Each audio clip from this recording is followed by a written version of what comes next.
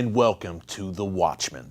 You know, during the 2012 presidential campaign, President Obama was fond of saying, Al-Qaeda is on the run and nearing defeat. Remember that? There should be no doubt. Today, America is stronger, and Al-Qaeda is on the path to defeat. We've decimated Al-Qaeda's leadership. Al-Qaeda is on the path to defeat, and bin Laden is dead. Mind you, he said this after Benghazi. Now, as we've documented on this show many times, President Obama was just plain wrong. Al-Qaeda now covers more geographical ground than it did on 9/11. Just look at this map. From its hub in Pakistan's tribal regions, AQ has spread to Somalia, Sinai, Yemen, Iraq, Syria, Lebanon, Libya, Mali, and the Sahara Desert region, and Europe. Al-Qaeda also has strong ties in the Caucasus region of southern Russia, where it works closely with Islamic jihadists in places like Chechnya and Dagestan, who are threatening to strike at the upcoming Sochi Olympics. And that's not even mentioning the various homegrown jihadists here in the West who may not have direct links to Al-Qaeda but are inspired by its ideology. Exhibit A, the Boston Bombers. Bottom line, Al-Qaeda and the global jihadist movement are growing. But don't tell that to President Obama. Oh no. He's got his story, folks, and he's sticking to it. In a recent interview with The New Yorker, the president scoffed at the growing Al-Qaeda movement in Syria, Iraq, and elsewhere, comparing them to a JV basketball team that isn't ready to play with the big boys. The clear message this sends to the American people is, move along, folks. Nothing to see here. After all, Osama bin Laden is dead. There is no Islamic terror threat anymore. No, just a few sad sack amateurs. Really, Mr. President? Let's take a look at some of the recent exploits of the so-called JV of global jihad. According to the New York Times, some 1,200 Americans and Europeans have traveled to Syria to join the jihadist rebels there. And that number sounds low. Western officials say at least 700 have traveled to Syria from France, some 240 from Germany, some 500 from Britain, and yes, at least 70 Americans have traveled to or tried to travel to Syria to join the jihad against the Assad regime. If they don't get killed on the battlefield, these Western Muslims will eventually return to their home countries as battle-hardened mujahideen, holy warriors. What happens then is anyone's guess. But hey, not to worry, they're just the JV team. That same JV team of Al-Qaeda has now recaptured territory in Iraq, including the city of Fallujah. Remember Fallujah? In 2004, U.S. forces recaptured the city from Al-Qaeda in the bloodiest battle for U.S. forces since the Vietnam War. Now U.S. forces are gone, and Al-Qaeda has actually seized some of the American military hardware that was left behind. In fact, according to CNN terrorism analyst Peter Bergen, Al-Qaeda now controls more territory than it ever has in the Middle East, including parts of Syria and Iraq. If they keep this up, they may even be promoted to the varsity team, Mr. President. Let's just hope an attack on American interest isn't what gains them a spot in the big leagues. Well, speaking of Al-Qaeda expanding its reach in the Middle East, Israel recently rolled up an Al-Qaeda-linked terror cell in eastern Jerusalem. The three-man cell reportedly had links back to Al-Qaeda leader Ayman al-Zawahiri and planned to attack the U.S. Embassy in Tel Aviv, among other targets. Now, all of Jerusalem is currently under Israeli control. If Israel is uncovering terror cells in the eastern half of the city now, just imagine, folks, what things would be like if that area was under Palestinian control, like the international community led by the Obama administration would like to see happen. You know, Jerusalem is literally the center of the world, and it is God's eternal city. There's no more exciting place for a Christian journalist to work. I recently sat down with Leila Gilbert. She's the author of a must-read new book called Saturday People, Sunday People. She's based in Jerusalem, and she has a front row seat to history. Take a look. Well, Leela, you wrote this fascinating book, Saturday People, Sunday People, Israel Through the Eyes of a Christian Sojourner. I said the word correctly. This is a great book, and I know our viewers are going to love this book. This is a bird's eye, on-the-ground view of Israel, of the Jewish people, and to me, this presents the truth about Israel. Now, let's back up to why you, an American by birth, why did you go to Israel? Curiosity mostly, and my father was a great lover of Israel. He was a man who, in the 1940s, watched the people regather and watched the country come into being, and he loved that story. He felt it was a fulfillment, which I do too, of prophecy in his lifetime. And you are a Christian. Yes, I'm a Christian. I'm a Christian. And I went over I didn't want to go on a tour. I wanted to go stay over there for a while, and so I rented an apartment for 4 months. Because I'm a writer, I can, work anywhere. And I never left. I mean, I come and go from America, but I've been in 3 apartments now, and I'm going back to the one I'm in now tomorrow. In Jerusalem. In Jerusalem. If I could live anywhere, Leela, I would be in Jerusalem. Greatest city in the world. It is. It's wonderful. And so the it captured people, your heart from the beginning. It really did. And, I heard somebody say yesterday that when you go there as a Christian, you feel you've come home. And I did. And I felt kind of silly about that. It seemed kind of corny, but that's what it felt like. Yeah, and we're here at the Christians United for Israel Summit in Washington, D.C. I think it's the perfect backdrop for your book. Tell us why you wrote the book, Saturday People, Sunday People. Tell us why you wrote it, Leela, and what it's all about. Well, there's a jihadi saying, on Saturday we kill the Jews, on Sunday we kill the Christians. It gets watered down, and on the graffiti I think it sometimes just says first comes Saturday, then comes Sunday. But that's what the real thing, and there's a picture of a flag in my book that has that in Arabic. So that was the reason I titled it that way. But I started to write it as a memoir, but then I began to research some stories that I'd heard since I got there about Israel that were complete lies. And I was in a position where I could research them a little and talk to people that knew what they were talking about. And one of them was about Israel being an apartheid state, which is absolutely ridiculous. And another was about the Temple Mount, never having had a temple on it. Yasser Arafat gave us that piece of information. Yes, he did. He did. The Jewish temples never stood. I believe he said a mosque stood where the temple once stood. Yes, it was. Where the Western Wall is now. Yeah, there was never anything. It was in Nablus, he said.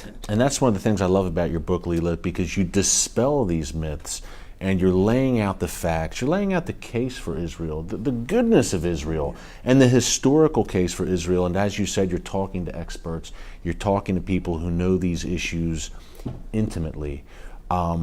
What's the response been to you, a Christian in Israel, reporting on these issues? How's the Jewish-Israeli response been to your work? It's been phenomenal. In fact, this is the first time I've even spoken to a Christian audience. I've been on. Glad to have you. Thank you. But it was a surprise to me. It was a warm welcome. I mean, a tearful welcome, a thank you. And it's been very meaningful to me to have the freedom to speak about my faith, not in trying to convert anyone, but in just sharing the fact that this is a blessing to me too. Talk about the Temple Mount. That's our Temple Mount too. We're Christians. Jesus was there. There was a huge basilica there in the 4th and 5th century. It's gone. You don't hear about it because it was only a Muslim site. But it's not true at all. Coming up, more with Leela Gilbert on her new book, Saturday People, Sunday People. Stick around.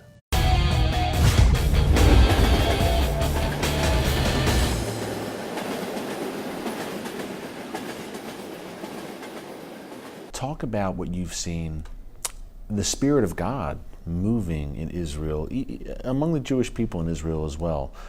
We obviously disagree on the Messiah, Mashiach, right. But you and I have talked, and you said, I still feel the Spirit of God in the people there. Talk about that a bit. Sure.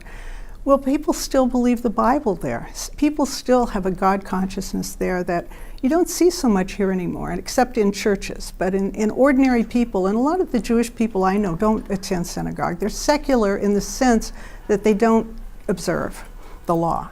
But they still believe in prayer, and they still believe in the Bible. And they believe fear God. They fear God, and they believe God brought them back to their land, but they just are rebellious against some of the strictness of the law.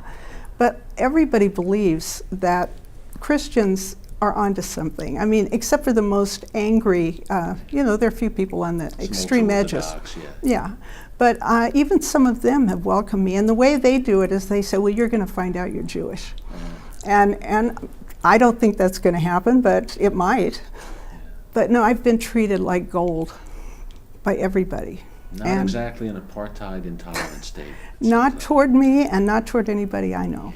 Leila, talk about, I think one of the cool things about the book is you talk about when you first arrived in Jerusalem, and just the sights, the sounds, the senses can be overwhelming. Gosh, Jerusalem, it's alive. There's an energy there. For our viewers who may have never had the opportunity to be to Israel and be blessed to be in Israel, be on the ground in Jerusalem like you and I have, and you live there, tell us what Jerusalem is like, the hustle, the bustle, the Spirit of God. It's a special place. It is, and it's very high energy. The people are very engaged, and one of the things I often say, and I really noticed this myself, and then I've heard it said otherwise, people celebrate life in Israel. They've seen a lot of death. Everybody in that country has been wounded, and yet you hear them singing on the weekends, over the dinner, over the Shabbat dinner. When the families get together for holidays, you hear music in the streets, families singing together. There's very great engagement in politics, and politics are a matter of life and death in Israel. They're not like here, people debate and argue there, or at least we used to think it was at life and death. I think we're beginning to wonder now if it is life and death here, but there it for certain is. And so I think the level of energy is what I miss when I come back, especially to California, where it's very quiet and more relaxed. And I get bored after a few days. So you look forward to going back to Israel? Oh, yeah. Is that your home now? Do you consider it is my home now. For another year at least, I have a visa. Yeah. And then we'll see. I don't know. I'm afraid I've had to learn to live one day at a time. Yeah. What are some of the most fascinating or maybe surprising things you uncovered in your research for the book, and maybe just even your on-the-ground experiences in Israel that made you say, wow, I didn't know that, or that's really surprising to me? Well, the thing that startled me the most was the 850,000 Jewish refugees that were kicked out of Muslim countries between 1948 and 1970. There were more of them than there were of the Palestinians who left their homes behind during the war. And yet we've heard nothing except about them. What about their right of return? Well, that's it. The amount of land that was confiscated was 5 times the size of the state of Israel when it was all figured out. There's never been any... 1 million Jews.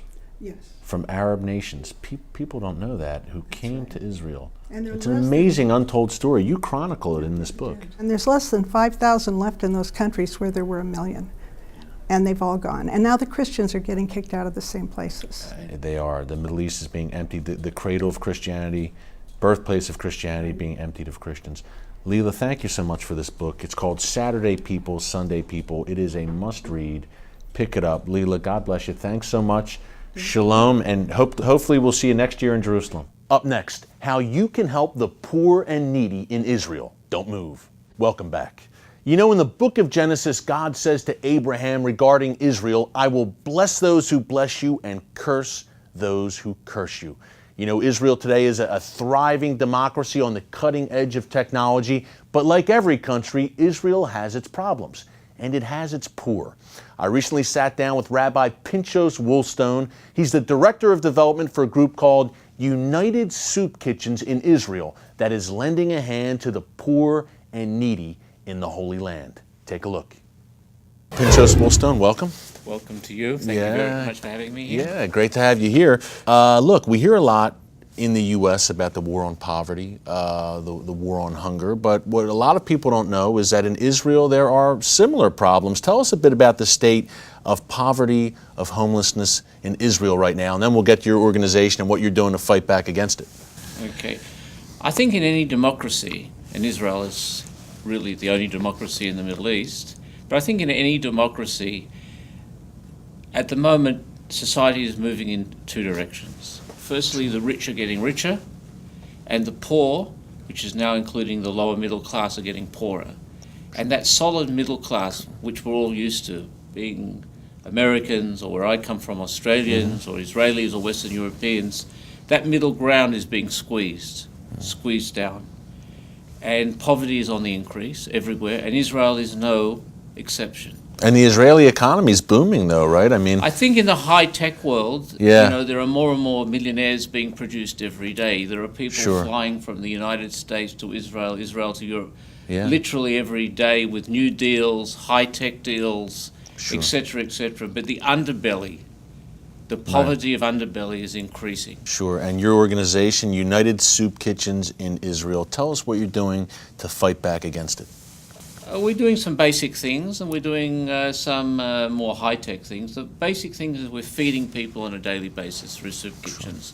We have upward of 25 locations from Eilat in the south until Metula, the border with Lebanon in the Wow. north, and everywhere in between. So you're spanning the whole country. And Israel's a Yes. tiny country. It's a very tiny country, and we are going from the Mediterranean Sea through to the Jordan Valley to the border with the Kingdom of Jordan. And I just looking at your site, at your website, which you see on the screen right now for United Soup Kitchens in Israel, some of what you're doing, just so people at home know: monthly pantry deliveries to indigent families in Israel, holiday food baskets, non-profit supermarkets where the poor can shop in dignity, save 40% on groceries. That's fantastic. I think we're pioneers in the world in that, where a person can go in and they can shop like any other shopper, and discreetly, when they come to the checkout counter, they can give their coupon, and automatically, without anything being said, the whole thing is rung up minus 40%. Wow. And we are developing at the moment a process where people won't even have to give a piece of paper. Wow. There will be a number, and they'll say, like you do with a credit card, 6259, that's jumped in, so that even more discreet.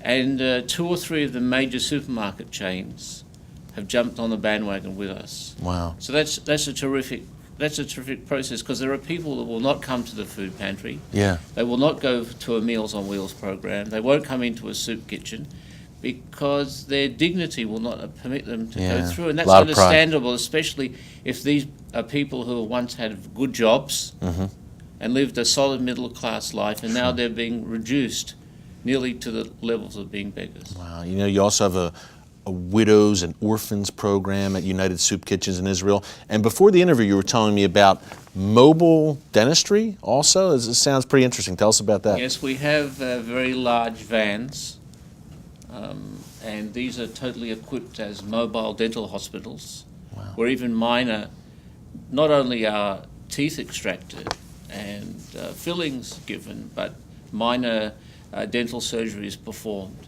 And these goes to towns, cities, all over the country, and help kids who have got very bad dental hygiene, because medical health is expensive in Israel. And most of the programs do not cover dental. So there are kids who are ready at 14 or 15, they have virtually no teeth.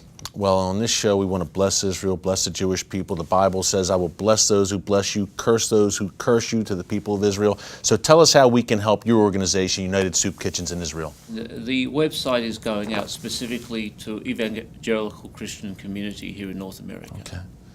And we don't think. We know that the Christian community in general and the evangelical community in particular have been very strong supporters of the State of Israel, the land of Israel, and the people of Israel. And before we go real quick, the website again? uskisrael.org. Coming up, some final thoughts. Stick around. And welcome back. I travel around the country frequently, and I speak to large audiences about the Islamic terror threat, the gathering storm against America and Israel, and what's brewing in the Middle East, and what it all means. Look, it's not always easy to be the bearer of bad news, but in my talks, I always wrap by offering some good news, some words of encouragement. We can defeat this radical Islamist threat, but first, folks, we have to acknowledge it. What's the first rule of war? Know your enemy. Acknowledge the enemy. We are up against Islamic jihadists who seek a global caliphate and Islamic Sharia law for one and all, whether you like it or not. The first target on their list is Israel, but Israel is not the only target. Israel is a bump on the road to the great Satan, America. That is their view, that is their ideology, whether it's Iran, Al-Qaeda, the Muslim Brotherhood, and so on. It starts with Israel. It ends with America. We need to acknowledge that fact. But here's some encouragement.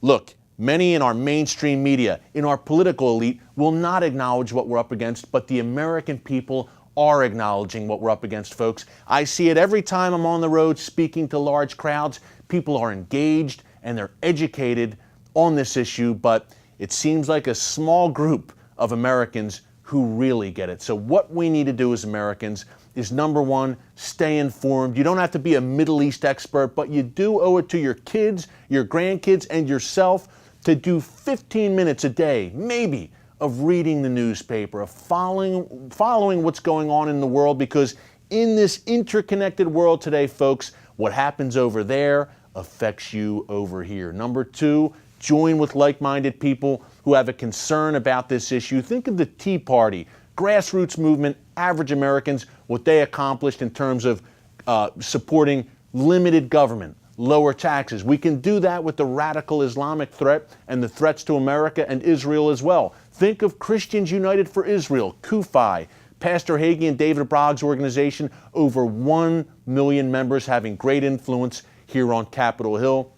Number three, get in the ears of your local officials, your state officials, federal officials, state senators, city council, at the federal level, your senator, your congressman, whoever has a position of influence, get in their ear, make your voice heard, folks. This is still a democracy, and we still have a say. Let's try to turn this thing around, because this will not be won inside the Beltway. This battle will not be won here in Washington, D.C., where I'm standing right now. It will be won at the grassroots. And last thing, folks, most important thing, pray, pray, pray, because it works. So, from the Watchman, thank you for joining us. And until next week, God bless you. And remember, never hold your peace.